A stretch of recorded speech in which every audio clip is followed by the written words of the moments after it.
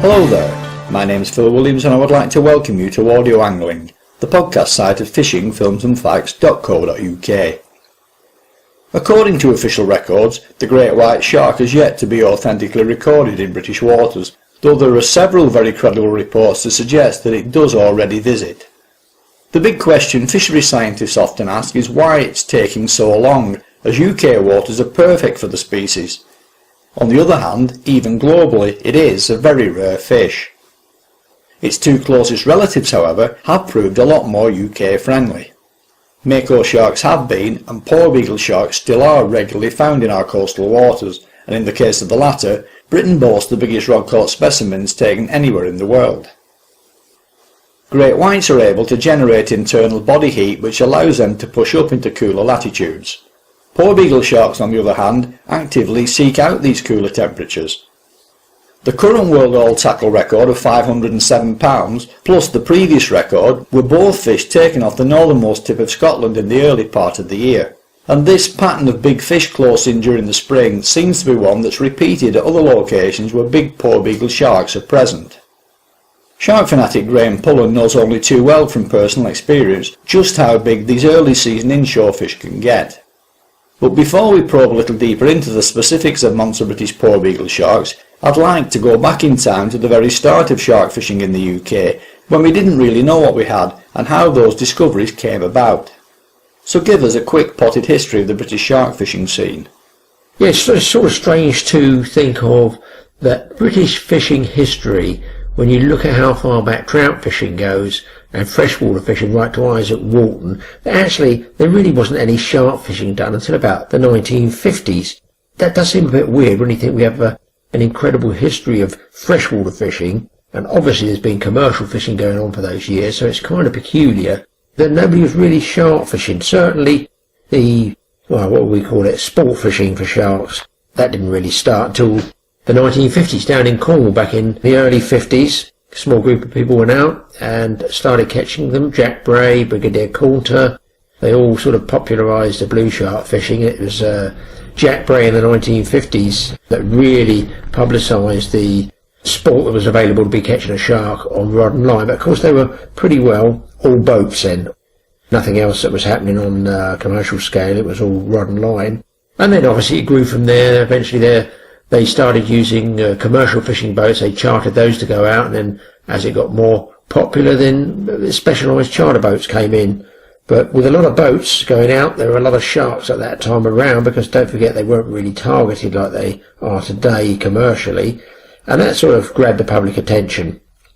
Another reason that the shark fishing was so good out of the Loo was the fact that there was a pilchard canning factory just up the river there, that they used to bring in the pilchards, net them, bring them in, process them, and, you know, a lot of people said that there's always a smell coming out of that Loo River, which I don't dispute, and, you know, the sharks were attracted to that, but the truth is, the sharks were there in numbers because there were just a lot of numbers of sharks then, and there was a lot of pilchard shoals around. You know, it's like the herring industry in the North Sea. You know, there was a lot of herring, so they were commercially fished, therefore the predators were buying them in the shape of the giant bluefin tuna, which ironically was sort of 1940s, 1950s again. So, with access to almost unlimited rubby-dubby, or chum in the shape of the best you can get, because it's very high in content, it's a pilchard, the boats really had the best of everything there, and it was inevitable that sooner or later, not just the blue sharks, but other species would get caught. Now, in amongst those blues, which were caught, basically then just about 8 to 10 miles offshore from what I can understand, they started to get different species of sharks. Now, in that era, it was a spin-off from, let's say, the Zane Grey era and the sort of Hemingway big game fishing for marlin, and ironically, the Mako shark was the one that was sort of mooted as the greatest fighting shark of all time, etc. So, any shark that wasn't a blue shark, which generally came in, it was thought to be a Mako, but it was only when people started submitting world record claims for Porbeagles and Makos, they realised there was in fact quite a big distinct pattern to how to identify them. Overall, from a dead fish hanging up, there's not much you can tell really. I mean, perhaps I might be able to view them hanging up dead, but I mean, you need the jaw open really, and the general shape and the colours of a fresh fish, and once you see them both alive, either in the water or freshly caught. There really is no mistaking the difference between a mako and a Porbeagle shark. As for the differences between the two sharks, really the Porbeagle's a pretty short, dumpy type of shark, quite fat, and got quite a large eye as well. But then, so is the mako. The mako, I find, is generally a longer looking fish. It's definitely more sleek, more streamlined. Overall, they look the same, but one you can't go wrong with is looking in the jaws, assuming you're close enough and you've caught one to look in the jaws. You might want to look in the jaws of a Porbeagle, but fiddling around with the teeth of a mako shark is a whole different proposition. Basically, the mako, his teeth they're sort of, if you can imagine just opening your fingers, they're all in a sort of clawing position, and they're all curved, they're all pointed one way, and that's down the throat. So they're spread apart, they're slightly curved upwards, on the general sort of longitudinal shape of them. They're long on the bottom and they're gripping at the top, but they're not cutters, they are tearing teeth, not cutting teeth. The Porbeagle has similar teeth, but a lot smaller. Once you've seen the two, you know the difference. And the Porbeagle shark, at the base, the outside base of each triangle of each tooth, is what's called a basal cusp. That's B-A-S-A-L. It's like a base cusp of two little pinpoint pricks just standing up off the base of where it enters the gum almost. And that is the dead giveaway for the Porbeagle. The mako, 100%, does not have that. So out of the two, the teeth are the thing, the jaws, that's what tells you the difference between the two. Overall, mako's pretty sort of slate grey. They do have colour variations. I've read stories years and years ago, maybe 40 years ago, around the Isle of Wight. A guy there used to catch a sort of mottled one, which he was trying to claim as a new species. It wasn't. It was just a Porbeagle with different sort of blotchy markings on it. But they're sort of slate grey at the back and creamy underneath. Whereas the mako definitely is a sort of steely blue along the side and goes to white underneath. It's a totally different looking fish, much prettier fish. But, back then, they both look the same, and I'm sure the makos got mixed up with the Porbeagles, and possibly there might have been a few records at the time that were claimed as such.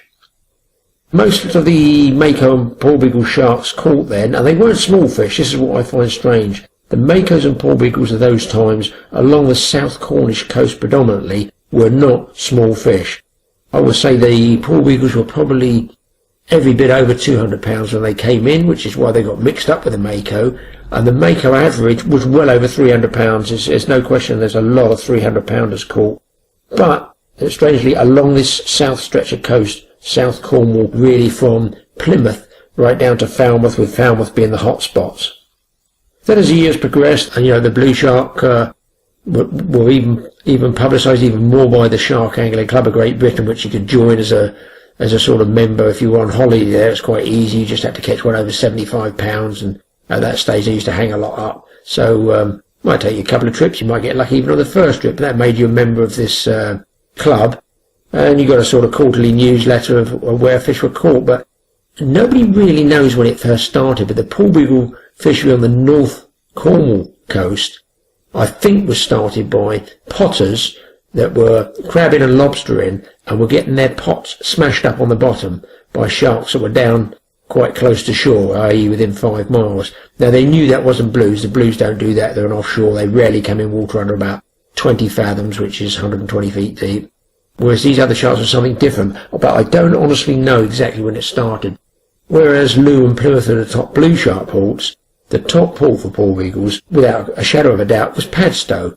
And really that's sort of purely because that was the base from where the sharks were weighed, so that port got the publicity and the boats from there got the publicity. But it's strange, but a lot of people won't realise this, that the sharks weren't caught off Padstow. They were caught way up the coast, further up the coast of what's called the radar dishes towards Hartland Point. In fact, to be fairly specific, they rarely get Porbeagle sharks between Tintagel, right down to Hartland Point. If you go east around Hartland Point, up towards Ilfracombe, they don't get the Porbeagle sharks up there for some reason either.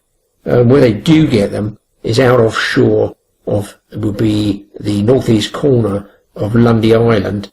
They do get them off there behind big sandbanks with a lot of tide, but that's a sort of seasonal thing. It's sort of like a June run of fish, and they're commercial to a huge, or they used to be commercial to a huge extent out off Lundy Island, which a lot of people didn't realise, but that was a hot spot. Never turned into a hot spot for rod and line fishing for some reason though. Again, it wasn't so much what we call the pack fish of 80 to 120 pounds that were caught off the North Cornish and the North Devon coast. It was big fish. I mean, really big Porbeagles. And obviously size draws all anglers, and more shark anglers had cut their teeth on blue sharks. They wanted to move up a league, if you like, and move into the real big stuff, and they could do that with a pretty good chance. Obviously there's quite a few blanks even then because they were still learning where these sharks were. But if you get yourself involved with a charter boat back in I guess just mid-1970s, I would say, out of Padstow, and you took one of these boats up the coast and fished 200 yards off the shore, you had a pretty good chance of getting a big Porbeagle around 200 pounds. Now, obviously by then they were fully established as Porbeagle sharks, but the size drew a rather unfortunate side of angling, and that's the light tackle side. People at that stage were possibly interested in the IGFA records. In fact, the Porbeagle all-tackle world record, was held in the UK, so there's no question we got the big sharks there. But there's all these different scales of tackle that you can use. 50-pound tackle, 80-pound tackle, 30-pound tackle. That's, not too bad. Even 30's a bit stupid for a 300-pound Porbeagle, in my personal opinion anyway. But it got even sillier than that. People were going out trying to get the hero badge stamped on them with 4, 8, 12 and 20-pound line on Porbeagles. And a couple of anglers going out there, to be honest, what would we call them? The old school sharkers like myself and a few others would just call them the heroes of the time. Just used to block book all the charter boats, the best tides, the best weather slots, and they would go out and just break off fish after fish after fish until they brought the one in that they wanted on the light line. And, some of those fish are huge catches, but the unfortunate thing is a lot of those sharks they broke off probably with a lot of line on them, just got wrapped up in stuff and died and sunk to the bottom. So, bit stupid. I've never really got caught up in that light line fishing. I've had a little go at it, like a lot of fishing journalists, but I just can't afford to keep breaking sharks off like that. It's just bonkers. I want to catch them, I don't want to break them off. So there was a very, very unfortunate, I want to say a decade, it possibly didn't last a decade, of light line fishing down on the north coast there. Thank goodness, hopefully that's all finished now. It's a fashion thing. You can tell it's a fashion because it's not going now. So that was a bad side of the Porbeagle shark fishing. Dead fish, hanging up and being broken off, any good at all. Probably great for the people selling the fishing line because, everybody wanted to spool up with IGFA rated fishing line. But, not good for the sharks, definitely. However, spinning off from those big sharks on the light lines, they might have caught 200 or 300 pounders, but they're starting to be caught 430, 440, 450 pound sharks. So the British record crept up and up and up from that North Cornish coast there, and the hotspot was, without a shadow of a doubt, what we call Cambeak Head. There's a headland that comes out there, rocky headland that comes out, and a reef that can throw out quite a big surf, and from there, just running along the coast towards Crackington Haven, that was they're on top of each other. Crackington Haven is the bay from which the headland of Cambeak Head comes out, so you're talking of a matter of 500 yards. So very, very close to shore there, and they got some very big sharks there. From there, those areas, the popularity waned when the fish started either going, leaving, whatever, migrating different routes. Now I would suggest over 20 years, it all went very dead, very quiet on the publicity side of things. There was a Porbeagle shark fishery in the early years, in the sort of early 70s, off the Isle of Wight. Two guys called Dick Downs and Trevor Prince used to go out there and did very, very well with the sharks at the back of the Isle of Wight, and they caught Porbeagles, I think, over 320 pounds. Now that was a rarity, but off the Isle of Wight they never really got them over 400, which they did off North Cornwall, and of course you're fishing further offshore. So from that 20 years, there was, as I say, a decline. It was either loss of popularity, loss of sharks being caught, the fact that, you didn't want to kill all the sharks and hang them all up for the hero shark. We've all been there if you've come from that era. It's not done now, but it was done at the time. And don't forget, it's a big money fish. The French love eating Porbeagle sharks, although they're getting protected now. They obviously took a huge hammer blow from the commercial fishing. In the Cornish sector, there was one report in the papers of a guy catching 122 Porbeagles in 1 week on long lines up in the Bristol Channel and the North Cornish coast. They were all on a one-way ticket, special ferry to France. Since then, I believe they've stopped Porbeagle fishing commercially. Not a bad thing, because you know, a guy can go out with a rod and line, and if he catches one, he's had a good day, but he's certainly not going to catch 122 in a week. Leading on from that 20 years, there was a guy, Peter Scott from Dunstable, who was an enthusiast, fishing out from Padstow. In fact, we used to nickname him Padstow Pete, because he used to go out from Padstow so regularly. He also used to go with a friend from Boscastle. And it was such a long drag to get up the coast there to those North Cornish grounds. You come out from Padstow and you used to punch 2.5 hours up the coast, sometimes into a nasty head sea, and against the tide just to get to the mark. So Pete invested in a small boat, and when I say small, I think it was about 14 foot, and trailed it and launched it down from Boscastle and Bude, and used to do quite a bit of shark fishing for what we call the pack fish down there. And eventually I touched bases with Pete, and we did a few trips out there, and change of tactics, and an increase in the amount of rubby-dubby or chum that I used to put in the water. I used to use a lot of trout chum, huge volumes of it. It got us some incredible shark fishing, and we possibly were there just as those big fish were on a comeback, if you like, from a 20-year layoff. In fact, I'm probably sure they were there anyway, it's just nobody's ever fishing for them. But these fish were unbelievably close to shore. I mean, very, very close to shore. I've fished off the north coast with you for these fish, so I can understand why the interest is low.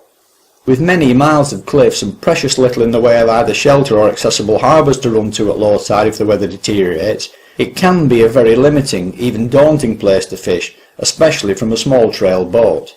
So tell us about how yourself and Pete Scott went about this exploration and any problems you encountered along the way.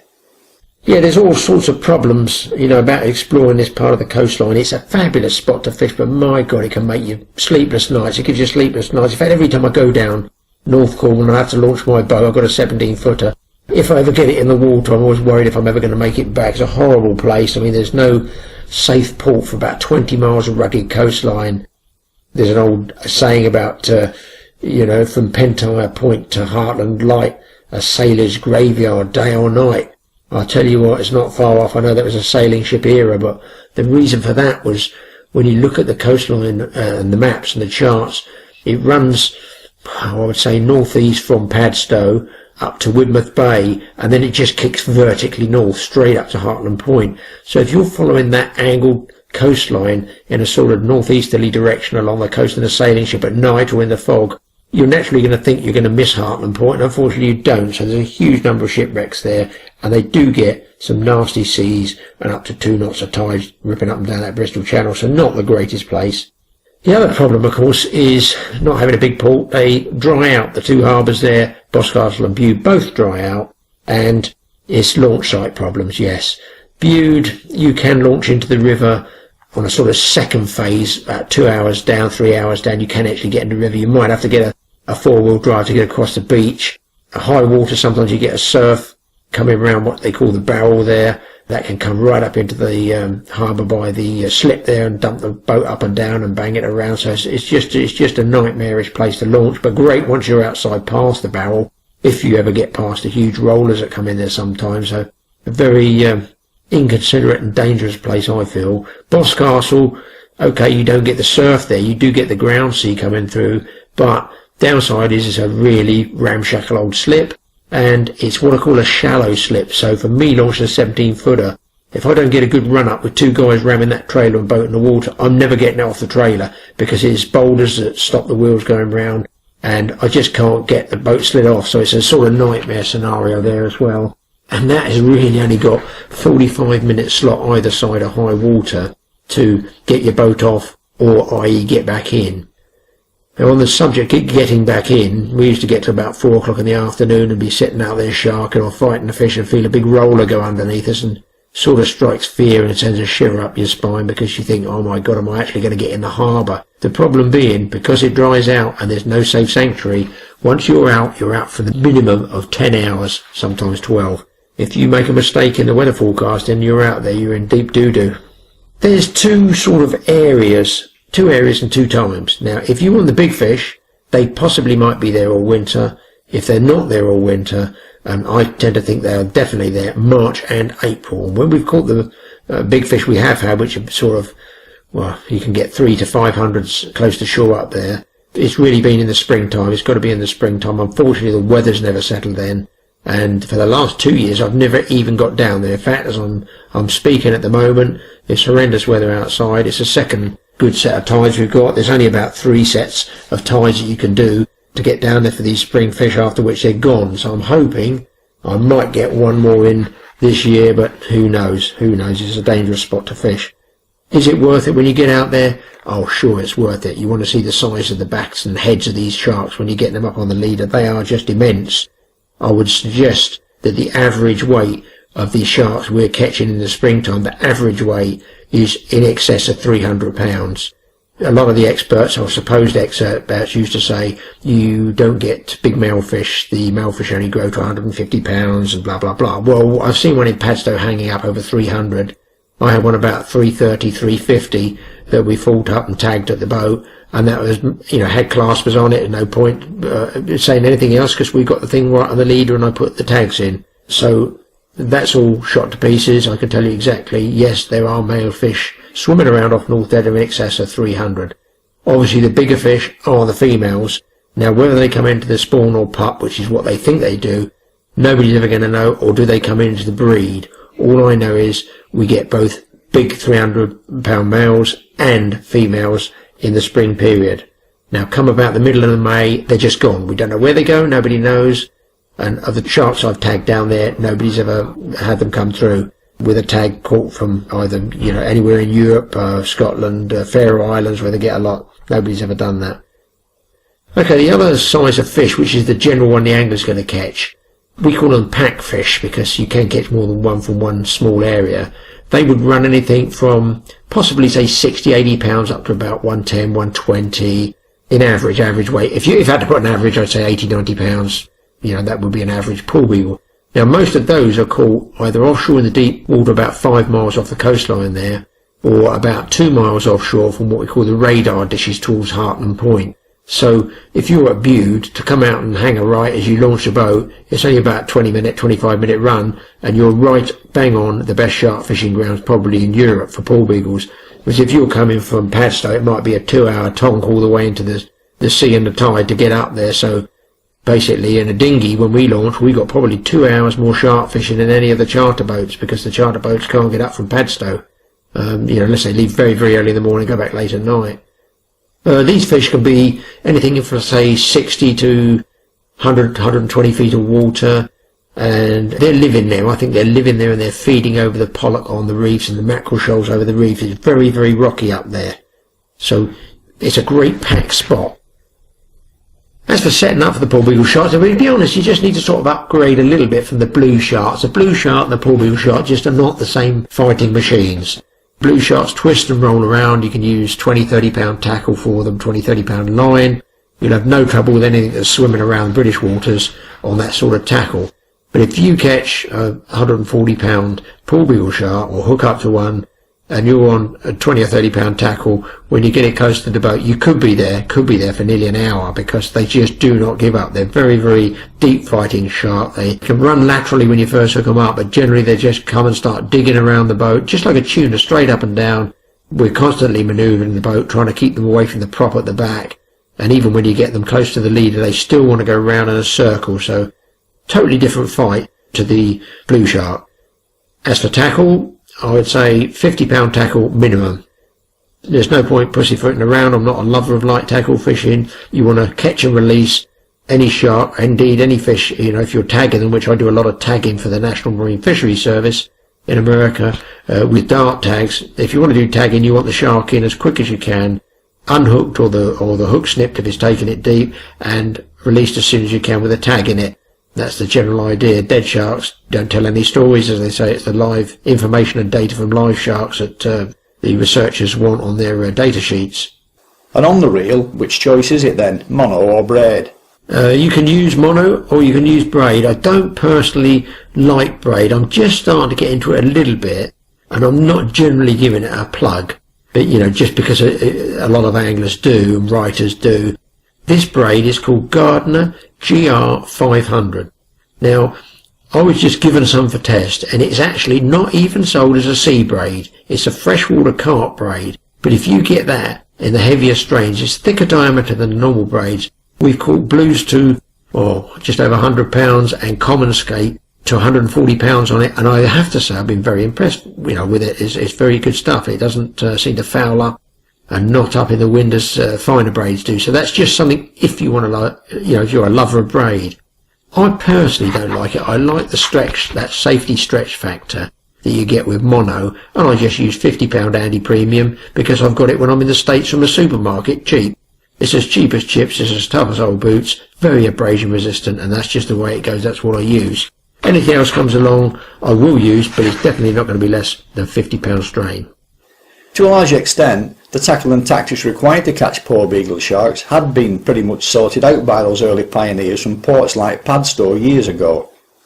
They obviously have teeth and rough skin and can be quite a powerful fish.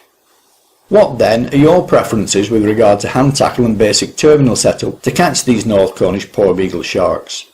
Trace and hook? Well, just pretty well what we use for blue sharks. I mean, a 10-0 7699 Mustad Seamaster hook you can use, or just equally I'll use the standard J hook, which is a Mustad 7731 Sea Demon. That's a good one. Or I will use an 11-0 Eagle Claw, but in the O'Shaughnessy pattern, purely because they're cheaper. Absolutely no reason at all. They're cheaper and they still catch the fish. But I don't use those O'Shaughnessy's for the springtime fish. I'm not using those for fish over £300. I use the Mustads, which definitely won't open up. Wire trace, minimum £400 cable, 7-on-7, they call it 49 strand. You want about 4 feet crimp to the hook, a 4-0 black barrel swivel if you can, and then a rubbing leader of, say, anything minimum £250 up to, I use £400 Andy, about, say, 8 feet long of that, and then another barrel swivel.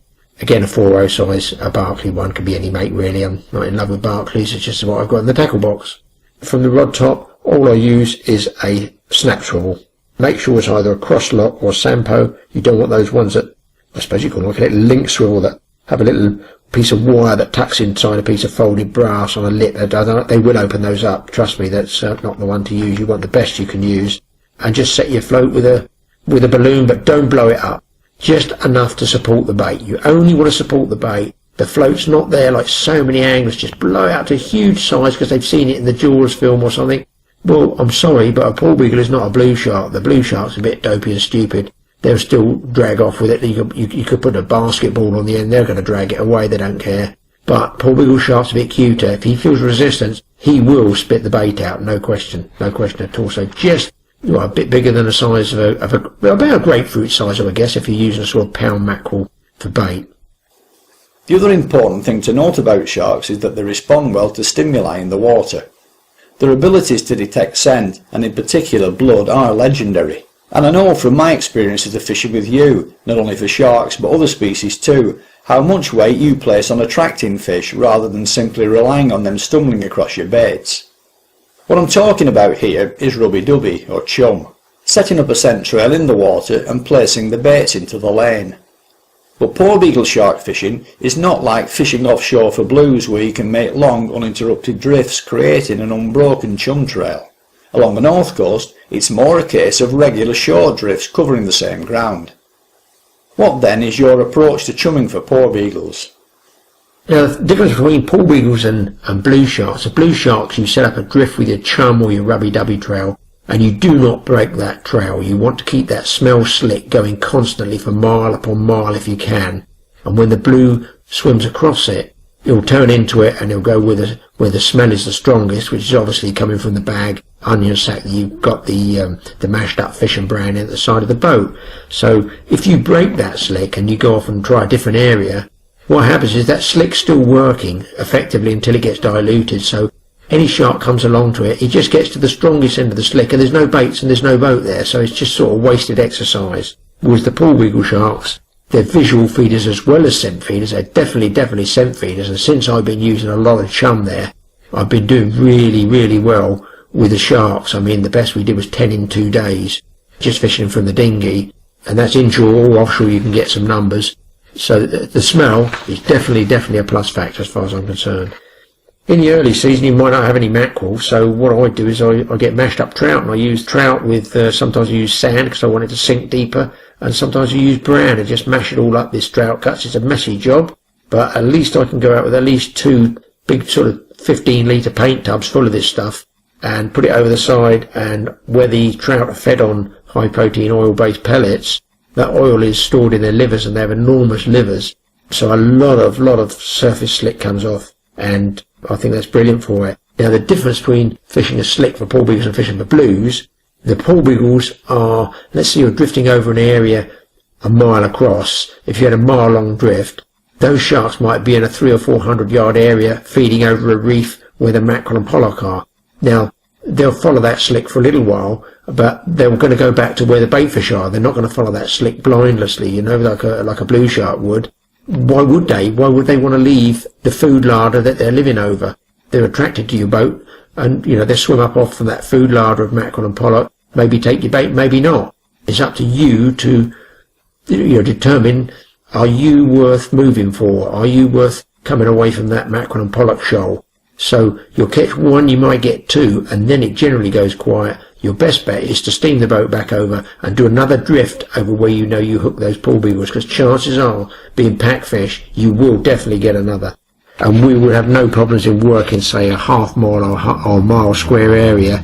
You can do a drift, and you can try, say, 200 or 300 yards inshore, 200 or 300 yards outside of it, and you should, during that same state of tide, get more than one porbeagle shark.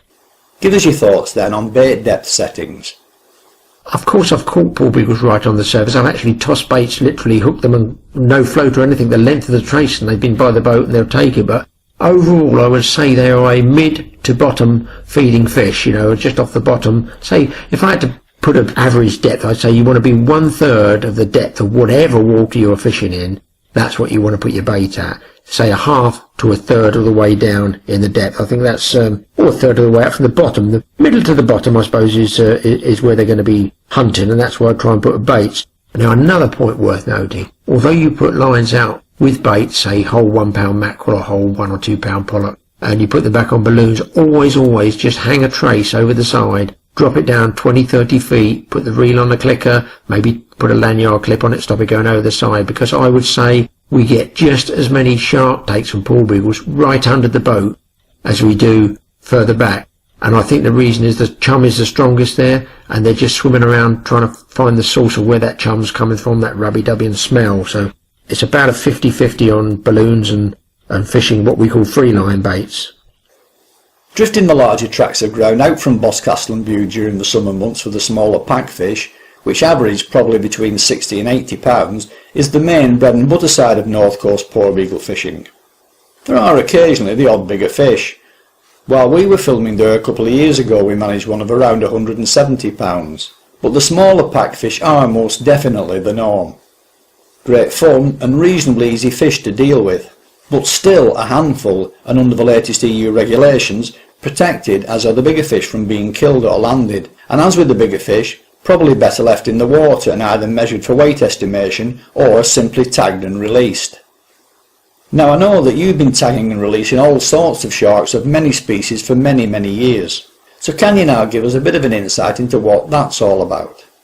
Over the years, I mean, I can remember being on a boat, we came round from Appledore we came round from the opposite end of Hartland Race. That was a trip to remember, coming through Hartland Race in a 55-foot trawler. When it was wind against tide, it was unbelievable. It was almost worth the trip on its own. But we did get round, in those days they pulled everything in, because even the skipper could sell the sharks. I can remember then we bought 8 Porbeagle sharks in, to, I'm guessing, 140, 150 pounds in. I mean, I personally didn't kill any, just what the skipper was doing. Everything then was sold, and fortunately the latest EU regulations are getting protected, which is a good thing, because at the end of the day, as far as I'm concerned, all I want to do is tag them for research for the States, and that's what I do. I do work for the National Marine Fisheries Service. The types of tags I'm using are dart tags, and you basically just hook the fish. I try and fire the barbs off my hooks anyway, not just 'cause I'm a sort of crybaby fisherman, I don't want to hurt the shark, you know, it doesn't really keep me awake at night, it's just it's easy to get my hook back. So I can get the hook out, release the fish with a minimum of stress. These tags have got a little plastic cylinder of information inside them in various different long line languages, I should call it. So that's going to be Korean, Japanese, Spanish, Portuguese, that sort of thing, with a reward of, I guess, maybe $5 or $10 for the information. Of course, you're never really going to know the information is good where it really was caught from. I'm quite sure the commercials aren't going to tell you exactly where it was caught from, but of all the sharks I've had tagged, something like 90-95% of the blue water fish in deep water have all been supplied with a recapture data card showing that they've been what they call dressed out, which is gutted, headed and everything. So it's a one-way ticket really if they get caught by a commercial. I've never had a tag return back from any of the Porbeagles I've tagged quite a lot. I've had blues travel over 2,000 miles. I've had taupe travel a long way off Spain to be recaptured. I've even tagged when I'm out on those North Cornwall grounds bullhuss and had those recaptured just round the corner a couple of years later off Ilfracombe by other anglers, thankfully, who one assumes let them go again. So there's no real pattern of where the Porbeagle sharks actually migrate to or move to. So little is known about them. It's really quite scary, and this is why we need to do more tagging research. And the more tagging research is done, the more they can learn about how to protect them from the commercial overfishing. I honestly don't think the rod and line anglers are even interested in killing the sharks now for records. I think those records will just sit there. We had the chance of a record fish and decided to let it go, but that was a huge shark. I got a tiny bit of video footage of it, but I got some very good stills of it by the water, right on the wire trace. And it's definitely a £500 fish as far as I'm concerned, more than that actually. And I managed to get a dart tag in it, and I had it so close I used a 6-inch dart tag stick, as it were, which is built onto a screwdriver, so people will know that I've actually got hold of the back fin, and I'm, while it's thrashing around, managed to get the dart tag in. And we got it in photographs as well, because a lot of people don't believe that, but you know, there's probably other shark fishermen that think we can't catch a shark that big in a 14-foot dinghy, but actually it's 13-foot-9 dinghy, but I can assure you can get very big sharks in there. In fact, I'd say old Padstow Pete's boat has caught more big sharks than any other charter boat that I know, without question, I would say, on big Porbeagles. So no patterns there really in tagging, although they do live a long time, because a guy called Dennis Froud caught one and released it off the Isle of Wight shark grounds, and I think it's only just been shown up in the last year or 2 years, and I think it was at Liberty, as they say, for something like 26 years, and that was, then I think it was possibly £140, and it's gone to about £300. So the fish that we're catching, 3 and 4, £100 and bigger, those big springtime fish, goodness only knows how old they are. I'm guessing they could be 50-year-old fish, and that's another reason they possibly need to be protected. Once they're gone, they are literally physically gone. Obviously, with the bigger spring fish hooked up close to the rocks from such a small boat, you don't have much choice, regardless of legislation, other than to deal with them in the water. So talk us through what it's like to hook up, do battle with, and ultimately have to deal with those huge early season fish. Now, when you get one of these big spring sharks, they're absolutely nothing like anything else. They're deep, they're heavy, blistering run you can get. There's no question you've got a big shark on. We don't use anything less than 50-pound tackle.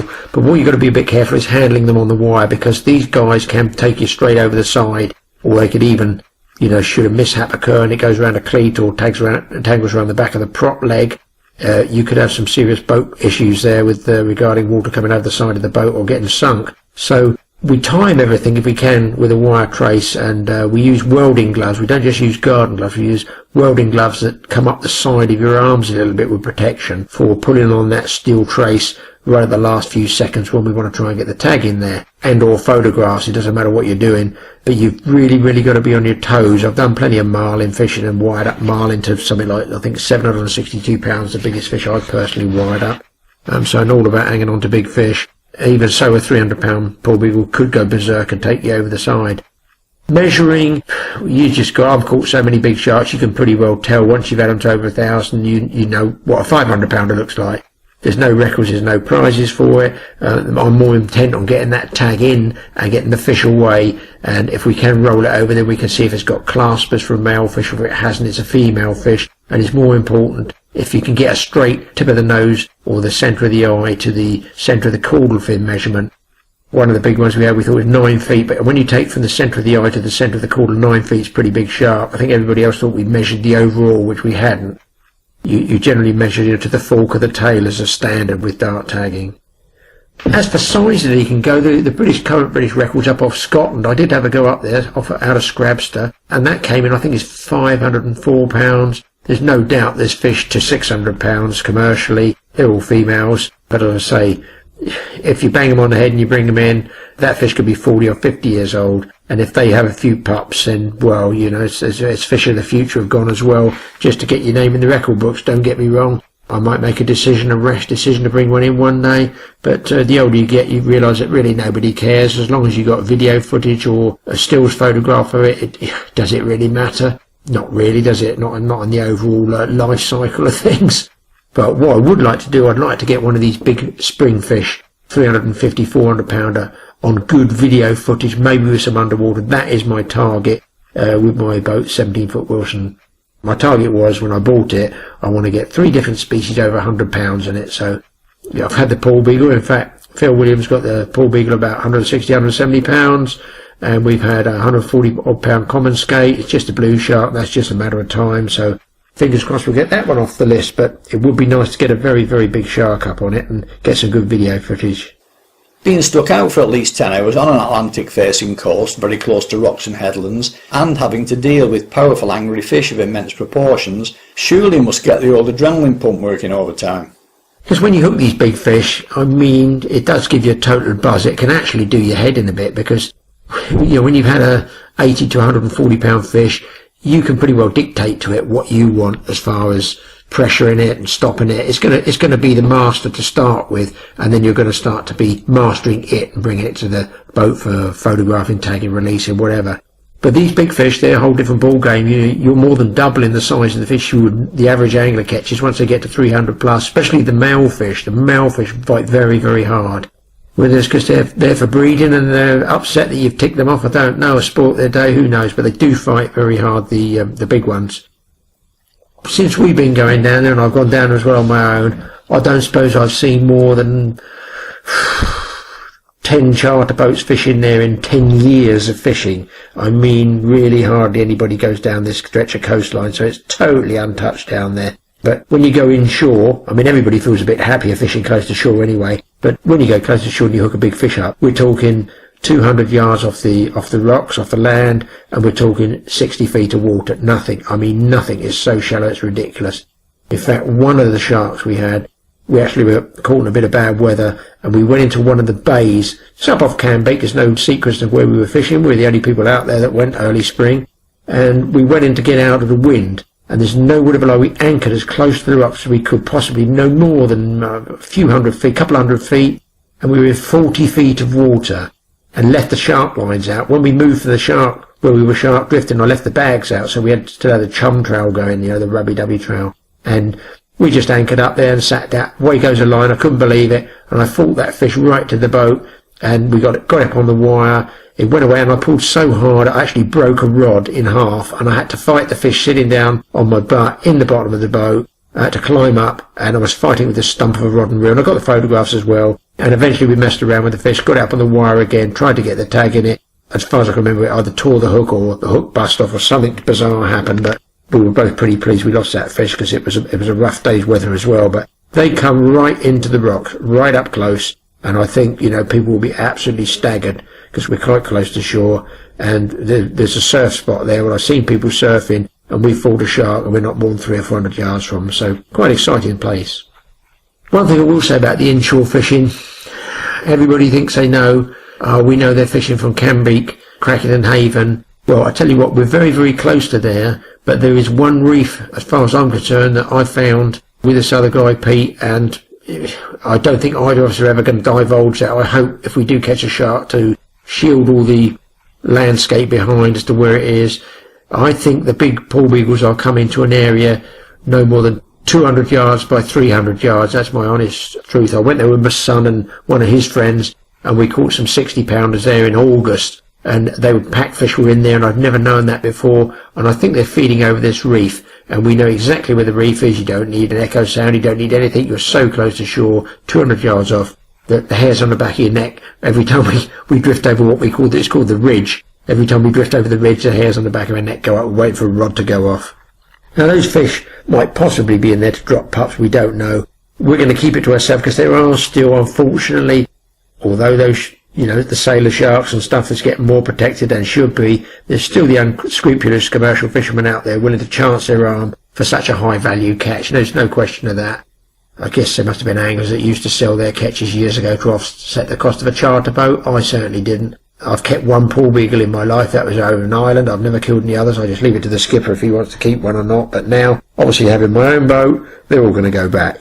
As far as we're concerned, if we can get that fish up on the wire, and you can almost count, you've got it now. Some of the competition rules for marlin and sailfish, they say if you just dab the line with your fingers, the actual trace line, that counts. Well, I can assure you it really doesn't count with a Porbeagle. You need to be able to take 2 or 3 wraps, haul it up, take another 2 or 3 wraps, and hold and subdue that fish while it's tape measured, and then the tag's gone in, and then the hook comes out, and then as far as I'm concerned, that is a caught fish. You know, if you bust a fish off, no, it's not caught, is it? It's got away. So, yeah, it depends on each individual, but if we lose a fish, we lose a fish. We have lost fish, and we will lose fish in the future. No question of that, especially in a dangerous area, bad sea conditions, giant fish like we're hooking.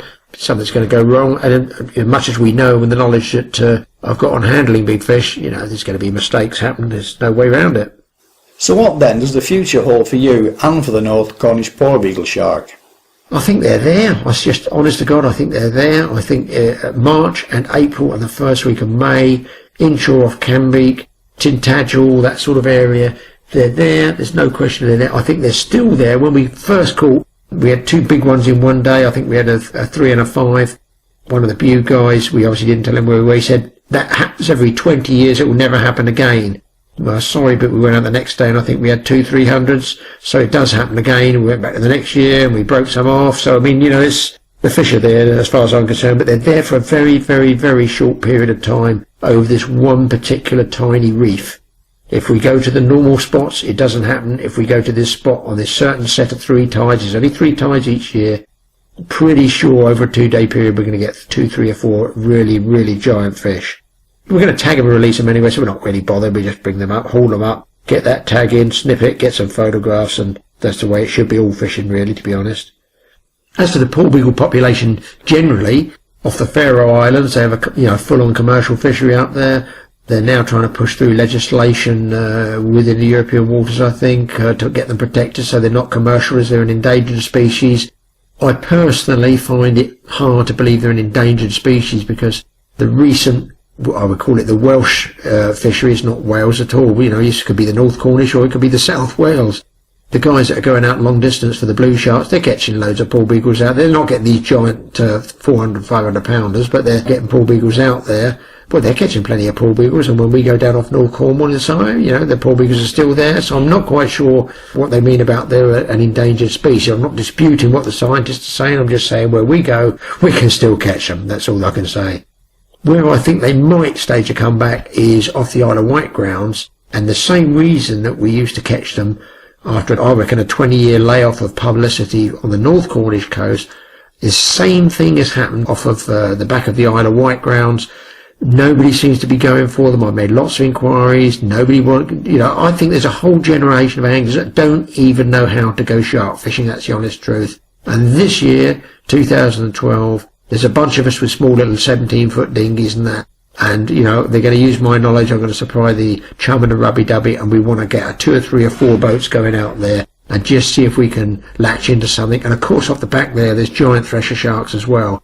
And again, nobody's bothered. Nobody bothers for them. You know, you've got to fish the right technique for these sharks. They're not just going to swim up to the boat and jump in. You're not going to catch them on bottom fishing gear. You need to fish the right gear and the right sort of system for them. As for those wanting to give it a go, the best of luck with the North Cornish ones. I mean, personally, I feel my way, because you lose so many days down there and it's so dangerous, is I'm going to do these 3 tides each year. They're over the spring tides, they have to be, because that coincides with the time to get out, 6 in the morning till 6 in the evening, roughly 7 till 7, 8 till 8. After that, the tides get neap tides, you know, they're dropping off, and you won't get the boat on the trailer. There won't be enough water in places like Boscastle to get the boat on the trailer. I've done it, I've done the mistake, so, you know, I know the times and tides. But it's definitely worth going, but you've got to be really dedicated enthusiast to want to take your own boat down there, and unfortunately I don't think there's much in the way of charters operating down there to want to go run all the way out, because it's going to be expensive, fuel's expensive, and they've got to run all the way out from Padstow. It's going to cost big bucks, it's going to cost you big bucks, because it gets passed on, you know, the cost of shark fishing, and obviously you go from there, you're also losing sharking time as well. So the small dinghy is the way to go.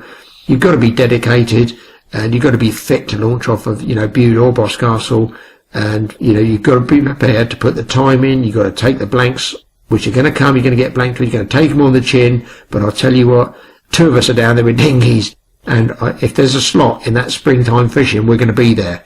After that, I think I'm going to stop trailing all that way, because it's like a 400-mile round trip for me. I'm going to go off the back of the Isle of Wight, where there's a lot of other guys with boats. I feel a lot safer, and personally, who knows, I might get that 4th species of shark over 100 pounds.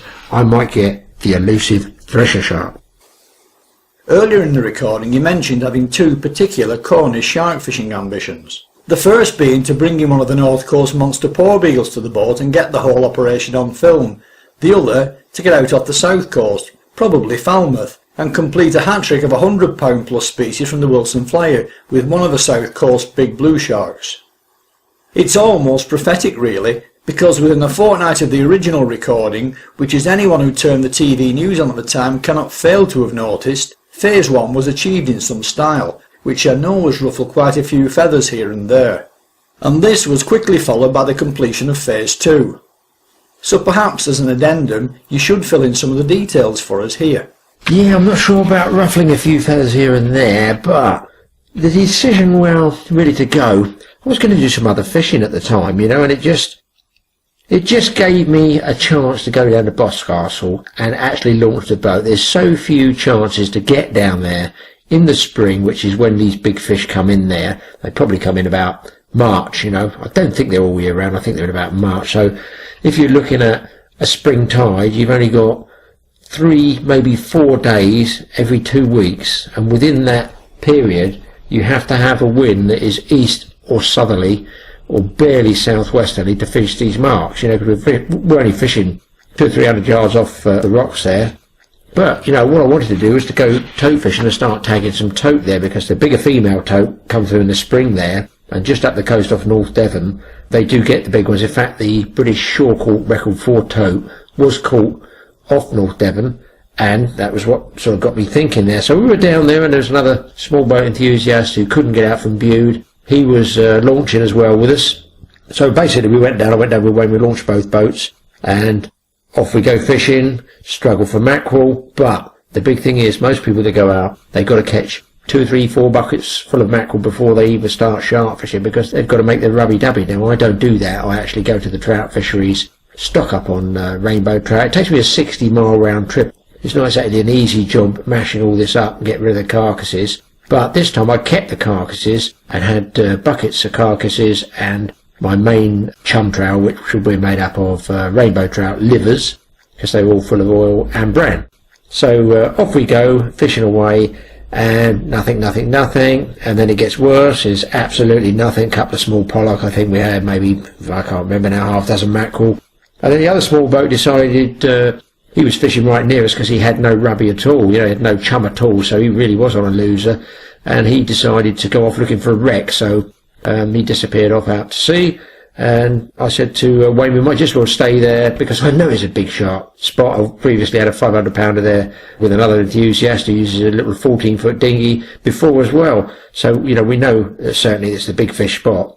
And there we were. We had some good fishing with some bullhuss, which Wayne got his personal best on bullhuss several times. And we got to, I think it was 10 past 5, something like that. It was going home time. And I just started losing the plot a bit. And I thought, we're obviously not going to go out again. It is a total blank, no tote, no nothing, just a bullhuss. A double-figure bullhuss, mine. And we started labelling, or I did. Wayne was still bullhuss fishing. He was enthusiastic. He got his personal best bullhuss into double figures about 3 times in a row, if I recall correctly. Anyway, I started ladling all my chum over from the different paint pots. I used 15-litre paint tubs, full up with it, and I started dumping literally heads, carcasses, skeletons. I was tipping half a bucket to go over the side. Well, within, 2 minutes at the most, all this stuff was going down the back. The seagulls were all pecking away and eating it all. And then Wayne said, look at all those gulls take off. And they just disappeared totally. And the next thing, this huge Porbeagle shark was ripping around on the surface. I've got plenty of Porbeagle sharks. I've never seen one as an aggressive feeding mode as this one. It was absolutely a sight to behold. If you can think of those great white shark films where they got him chummed up near the boat and the shark's going crackers. It looks like he's on crack cocaine. I mean, I've never seen anything like it. We rarely see Porbeagles coming up the chum slick with a fin, only very, very occasionally. So this was totally off the wall. But what I did do, shoot all the stuff in. Obviously all the buckets went over the side then, only on tote gear. So cranking the tote rods in, as we're cranking in one of the lines, bang, I felt the grab. Fortunately just managed to get the TLD-25 in a free spool. Let it run, said to Wayne, here you go, this is your first shark, bearing in mind that Wayne's never even seen a shark before, never had one. Spooled it back a little bit, very, very short, dropped back, maybe 10 seconds I think it was, locked it up, started banging away, striking, got the hook up, and initially I thought that fish was about 300 pounds just by the dorsal. Once it started emptying the reel, we realised, we got a few problems, and we were at anchor, so I buoyed off the anchor while Wayne is getting his reel emptied. Because you cannot stop these big fish, anything over 300 pounds, you're not going to stop from an anchor boat, it's just going to tank straight off. So we realised it was pretty big fish. Put the buoy over the side, started the engine, started trying to follow the fish, up, down the coast, round and round in circles, out to sea, back in close. And the more pressure we got, we were on a Cowstar 50-pound tuna stick, so it's quite a pokey rod really, very tippy, because I like using the softer tip rods for tote and stuff, but it's got a bit of beef in the bottom end, and just a TLD 25 reel. We weren't on any big game reels or anything, because after all we're only after tote. And then the fish started running up and down. Now when you get that after, let's say 30 or 40 minutes, there's a fair chance that fish, and I've done it on marlin because I've had a lot of big marlin, a lot of big sharks, tigers, bulls, hammerheads. When you get that, generally it's a sign of a very big fish. So in between trying to do camera work, trying to get filming, trying to run the boat, not run over the line, not get round snags, round crab pot lines, because, it was close to shore. Eventually, we get the fish up. And then, when I pull on the wire, I get the gloves on and pull on the wire, it is just like a bulk I've never seen before. It's a huge fat belly on it, width across the shoulders is amazing. So because we had 2 or 3 cameras, we're always filming, I managed to put one in the stern rod holder so that they could get a 2-shot of us, and then I could, get on with wiring the fish, etc. And obviously there's always doubters, you're always going to get that with fishes, loads of jealous people out there. I fully understand it. I can sort of see where they're coming from. If they're fishing for sharks and they're catching fish to 100 pounds and you go out in a dinghy instead of a charter boat and you bang into something the size of this, then obviously, everybody's going to be a little bit green with jealousy, I would think. So there's a few people out there that I thought, well, I'm going to make absolutely sure I get some good footage of this. So we ran 2 cameras. From then on, basically, we got the fish, and as I got it on the wire, Wayne could put the fishing rod down, back the drag, stick it in a holder, and Wayne took over the filming, and he got absolutely everything. He even got the dart tag going in. And bearing in mind, we were fishing for tope, we weren't fishing for shark, so I only had a tiny little 6-inch handheld dart tag, not my 6-foot one for sharks. Because obviously we bring tope into the boat and measure them, sex them, everything like that, and I tag them in the boat. But there's no way you could get this fish in the boat. So brilliant. We got it tagged, got it released, and that's the second fish of 500 plus that I've tagged. I don't think anybody else in the shark fishing world, in fact I know they haven't, have ever tagged 2 500 pounders, and of course the real buzz for me, we're not out on a charter boat, we're just on a 17-foot dinghy, which a lot of small boat anglers around the British Isles use. So I've proven it not once, but twice, that if you go out shark fishing seriously, and you use enough chum, you're going to get tope, you're going to get bull huss, you're going to get congers. We've had everything on this chum, and it appears if you use a lot of chum, you're going to get bigger sharks as well. Now I know from personal experience that you've caught, and in some cases weighed, quite a number of very big sharks across a wide range of species, which is why you was able to come up with the guesstimate weight that you did. That said, there are people out there who have disputed your guesstimate. What then would you like to say to those people in defence of the weight estimation you made that day? Yeah, as to the size of the fish, as far as past catch records, I don't have any problems evaluating fish of a size. I've had 8 fish of 1,000 pounds, I've had one of 1,500 pounds. I've actually tape measured with other people a 6-gill shark, which is a very long, thin fish, but that fish, we tape measured, we actually measured at 16 feet long, which is a foot shorter than my 17-foot Wilson flyer. The biggest shark I've actually pulled up a beach was a mako shark, so I know what mako sharks look like. This one was officially weighed just below the world record from Mauritius, and that was 1,014 pounds. So obviously it might be people and say, oh, I don't think it weighed this, I don't think it weighed that. Look, you're never going to know what it weighs unless you kill it and hang it up, and I'm not prepared to kill it and hang it up. I've had enough fish hung up, I know what they look like, I know what they weigh. If people don't like it, they don't have to live with it. But as far as I'm concerned, we got the best footage we could. You couldn't get away from seeing the fish tagged. We didn't take it out of the water, we didn't club it to death, we didn't hang it up on the gantry, we didn't weigh it. All we did was video it, photograph it, tag it and release it. So quite what else we're supposed to do to keep people happy, I don't know.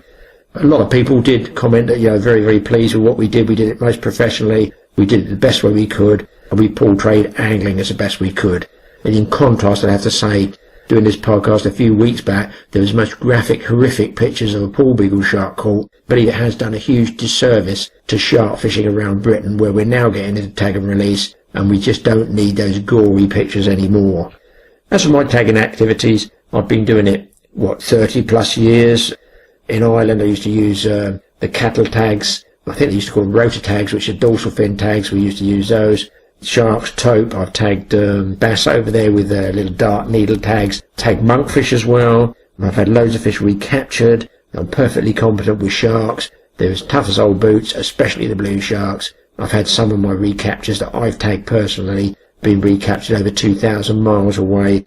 I've had one that was tagged and we had it out of the water for some time, photographing it off the Algarve coast. I think it was about 70, 80 pounds. It was actually released and recaptured the very next day by a longliner, and unfortunately, as happened with longliners, that one was killed.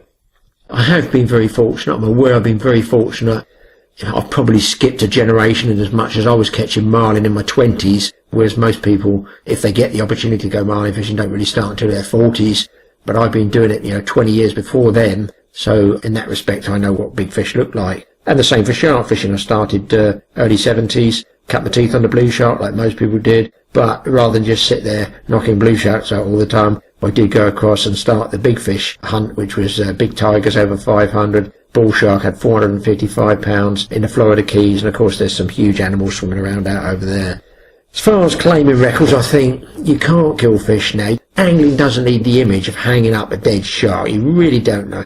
I'd be pushed probably to bring a shark now, even if I got, let's say the ultimate I would want would be, let's break the British record for Mako shark. Well, I've got to kill that fish to bring it in and claim the record. Well, that's a bit bizarre. And they've got species like, I think with a taupe you can actually weigh them at sea now. Well, you can't weigh physically anything over, let's say, 250 pounds. I don't know how you're going to bring a 250 pound fish in and release it without damaging it. So there's got to be a different method. And I think the British Record Fish Committee need to look at photographic evidence like they do in marlin tournaments, whereby they trail from the jaw of the mouth or the centre of the eye to the centre of the tail fin a pre-measured tape, and it must be video and photographic evidence with sworn witnesses as well.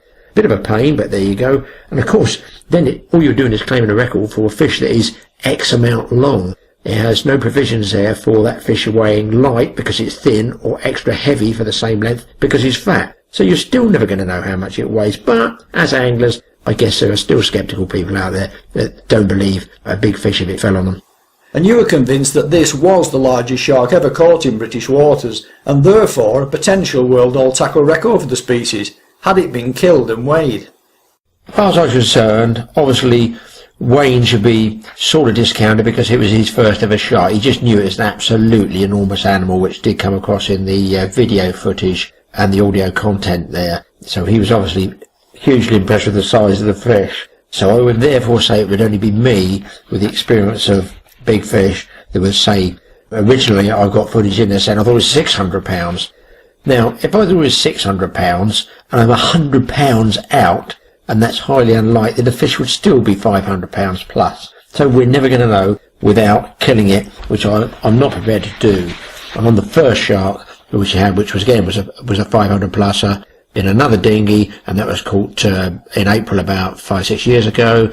For some strange reason, people do think it's the same fish. Now, what do they think? I've kept it on ice, I kept it in a refrigerator, and they say it was caught on the same boat. Well, excuse me, but I didn't have a boat then. So I've had photographic evidence of 2 fish over 500 pounds of the Porbeagles. Now, as far as I know, the Porbeagle grows to an alleged 600 pounds. So that was the largest one, I believe, in British waters ever filmed. Whether it was the biggest ever. I don't know how I know without killing it, which I'm not prepared to do. So, what can I say? I had it on the wire, I hold it by the dorsal fin, I put the dart tag into it, I'm physically sure of getting inside its mouth, can't get any closer to it. People just have to take my word for it, because I'm not going to try and justify that by killing a fish just to satisfy those people so I can say, I told you so. If they don't like it, tough. They don't have to watch the video, do they? If you're a shark fisherman of any repute, I think, possibly you might think, do you know what, that is quite a big fish actually.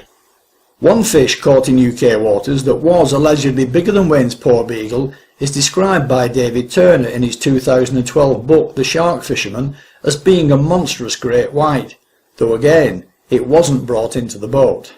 I've not actually read this book, The Shark Fisherman, which I think is just dealing specifically with the area of Falmouth and mako sharks. But having had mako sharks myself, I've had, I guess I must have had about 20 makos. I don't actually know David Turner. I don't know of him as a writer or a fisherman as such. I think it's probably I'm a different generation. I was possibly fishing out of Loo in the early 70s. Starting, I think it was about 1971, was it?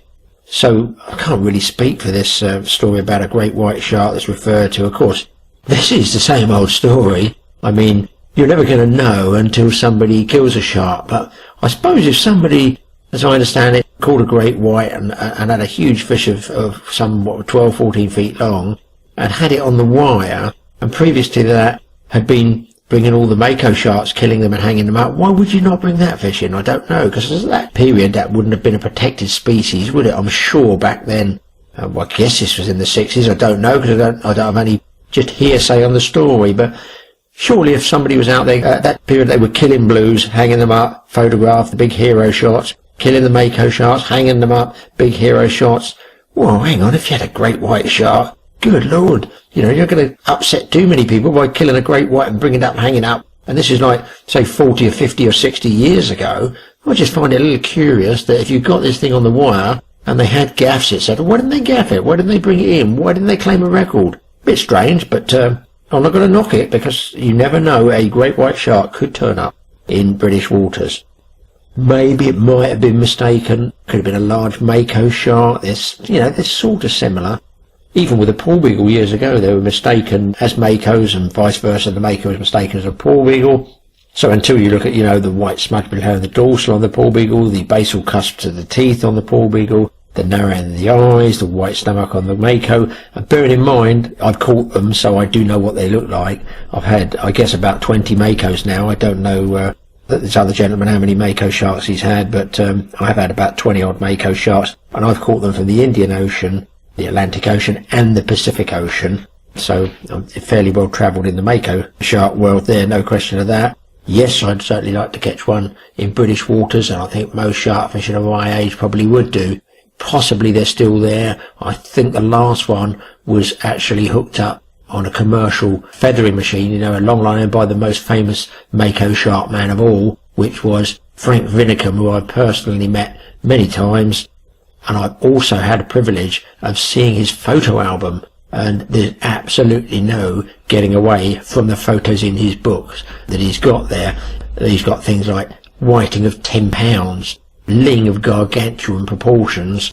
He's had, I think, if I recall correctly, 8,000 sharks, 10 of which were makos, and I think Frank had, I would say nearly all those makos were over 350 pounds. What can I say?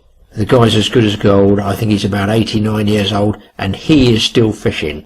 The big thing is, you get a lot of armchair anglers around, they knock out one or two fish, they think they know all about it.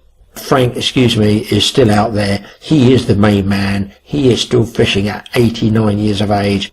As a commercial guy, he is still, as of 2012, taking out people on blue shark trips and mako shark trips. I know, because just literally 2 weeks ago, I was down there interviewing Frank Vinicum, and he told me he's got a guy that he's taken out trying to catch a mako shark, which is what I'm after myself as well. If I catch one, brilliant. If I don't, who cares? I'm not going to let it eat away at me. I caught makos before. They're only a shark. Would be nice to get one in British waters, I have to say. But I assure you, it's not going to be killed and weighed just to satisfy somebody who's a disbeliever. Because what I find, I won't say it's infuriating, because I'm not one of those to hit the keyboards or to go on these forums and start writing disparaging remarks about people's fish or other people's catches. I don't do that, it's not the way I work, but obviously there are a few people out there that do that. But I find it sort of disrespectful when the experience I've had over the years, I would say, would be second to none. I can stand in any bar room, if you like, and I don't drink much, but I can stand there and hold my own with a list of fish, which unfortunately I may have banged on the head and hung up, and I have got the photographs to prove it, and I do know the exact weights. And I've been around a lot more than most people. I've been on the shark circuit a long time, possibly more than most, and I possibly might have had a lot more big fish than most. So, you know, if there's a few disbelievers out there, yeah, I'll let them get on with it. Sit in their armchairs, they're not going to get out. The only chair I'm in is the fighting chair on my boat. As for Wayne, well, man, I'm telling you, he is still flying. He's still up there, high as a kite. He is a true fisherman. He's been fishing as a kid. Wayne's 45. He comes from Havant in Hampshire. He's been fishing as a child. He's had his own boats. He's got, ironically, a Wilson Flyer 17, exactly the same as me. Got a 60 Suzuki on the back of it, and it's the full cabin version. But he's never had the real biggies, i.e. the sharks. And since I took him down to help me out and launch the boat, and he's had that big Porbeagle, man, he is set alight. And any trip I get, because of my age, I need all the help I can get. I'm still fishing, but launching the boat is getting a bit of a chore. So I take Wayne along a shotgun, and if Wayne wants to catch a fish and helps me photograph, so much the better. So Wayne is absolutely shark mad now, to such an extent, and this is sort of hot off the press. Literally about 3 months after we had that big Porbeagle shark, I decided on another last-minute hunch to go down to Falmouth and talk to the legend himself, the Mako man himself, Frank Vinicum, the top Mako man in my eyes in British history. And Frank says, "You want to go 15 miles southeast, my loves, out past St Anthony Light, and you'll have sharks aplenty out there and be able to chance a Mako if you drift over the wrecks." That's as close an accent as I can get to Frank, but was he right or was he right? So I went with Wayne, we went out and it started to be foggy, we steam out, take high sea drifter out, my 17-foot Wilson Flyer, with 40 pounds of chum or so on, maybe a bit more, all minced up. We go out there and start fishing, secretly hoping, you know, is a Mako going to come along? No, but we were ravaged by blue sharks, so hungry, it was unbelievable. I even had one bite the propeller. We had them at 2 different fish attacking the chum bag that we hang over the side. Another tiny boat came out, I think it was an Orkney, a husband and wife. They pulled up alongside us because they actually thought we were fishing over a wreck. We had no idea where we were, we just went where Frank told us to go. He's the man, so we went where he said. We're the first shark, incidentally, within 5 minutes, so thank you, Frank, for that. That was good information on that mark. Anyhow, these people pulled up alongside us, and I said, look, you know, you're right in our slick. And the wife looked over the side, and she said, oh my God, there's sharks under the boat. And the sharks were actually under their boat, so we suggested they drop a wire trace over. They only had light wire, sort of taupe or conger wire. They hook up a shark about 70 pounds and smash the guy to pieces. Meanwhile, we've got one biting propeller, another one cruising the boat. Wayne's struck in and fighting a 120-pound blue. Then the guy loses another one, about 50 pounds. Away goes the line. I've got it all on film. Bang. You'll see the trace go, and you will, I hope at one stage, see our DVD of that day's fishing. Of course, you might dispute it, but we hooked 13 sharks, we tagged 11 sharks, and we got one, wait for this, not on a saltwater fly rod. I got one of over 50 pounds on a trout rod. So Phil Williams' fishing website is the first to know about this one, because I've kept it to myself, because other filmmakers making blue sharks will be desperate to copy it and try and catch a blue shark on a fly rod. I haven't just done it on a fly rod, I've done it on a standard reservoir trout rod, and we've got it all on film, so brilliant. I'll tell you what, this filming really can hook you big time. So Wayne now has had blue sharks to 120 pounds, Porbeagle sharks well over 500 pounds, and I can tell you now, because the Isle of Wight is the place, especially out by the Avon Falls, for the thresher shark, we are hunting down the chance of getting out and getting a thresher. And at the moment, I believe I am the only person in British history to have 3 different species over 100 pounds in a tiny 17-foot dinghy. No big charter boats, just a dinghy. So the small boat anglers can hold their heads up high. We got at least as much chance, if not more, when it comes to big fish in a small boat. Whatever the real weight of that porbeagle you had to the boat off Boscastle that May afternoon, there's no arguing with the fact that it was a huge fish. Detractors and non-detractors alike would all have loved to have had it on the end of their line, and you can count me in on that one too. Indeed, had the weather been kinder 2 weeks early when we'd planned to do the trip, it could so easily have been me on either the camera or the rod. But that's fishing. Either way, it wouldn't have mattered to me, just so long as I'd been there to see it. My thanks then to Graeme Pullen, not only for his information regarding North Cornish porbeagles, but also for talking us through the big one which he and Wayne Comben caught off Boscastle in May 2012.